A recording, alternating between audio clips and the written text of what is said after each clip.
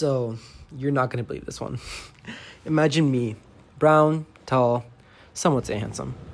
About, however tall a 13-year-old kid is. But me and my friend, let's call him Ball. He's around, half my height. He is a ball, that's why I call him Ball. But me and him are taking a stroll. We took these strolls because we were, energetic kids. We didn't really have anything to do over the summer. So we were just walking around when we found this backpack on the floor. Now, Ball was unusually cautious. And he said, "What if there's a bomb in the backpack? We shouldn't open it." I said, "If there's a bomb in the backpack, then we're going to die. There's no point. We're just going to die, right?" So me and Ball start going through this backpack. And we're finding clothes. We're finding a bunch of small, normal backpack stuff when we see a check for $1 million. Imagine my surprise when we find this check and we see this identification for an FBI agent. And the dude looked a little weird, but it looked like a legit ID. It was like the stamp, it had a stamp and everything, right? So we were really flabbergasted, but we called the non-emergency line for the police and we began walking towards his apartment to see what his parents would say. When we ran into this guy and he was like, "I actually know whose backpack this is."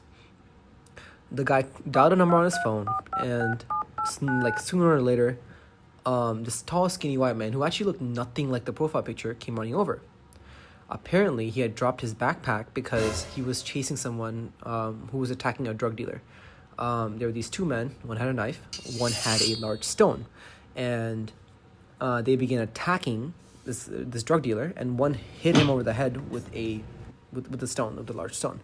Now, those two ran away, and they were caught. But the drug dealer, he escaped. And so me and my friend were walking around talking about this when we spotted a trail of blood on the ground. And we were immediately excited, but we were also scared. We were really scared because when we followed the trail of blood, it led back to my apartment. And at first, I thought, "Is my mom okay? Is she in harm? Is she hurt?" And I almost threw up at the thought. However, we then found out that the trail of blood actually split and went up this flight of stairs. And it led to the apartment right above mine.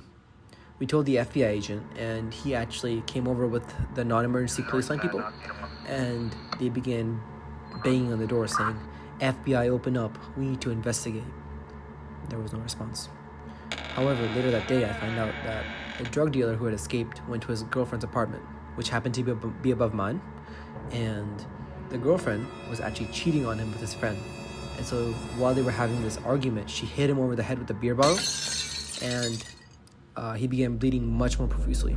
So then she ran away, and he tried to stop her, but he fell over near my lawn, opposite to my lawn, but near my lawn, right outside my house, and he crapped his pants. He started smoking some weed, and then the emergency line people came over, and they took him away to the hospital.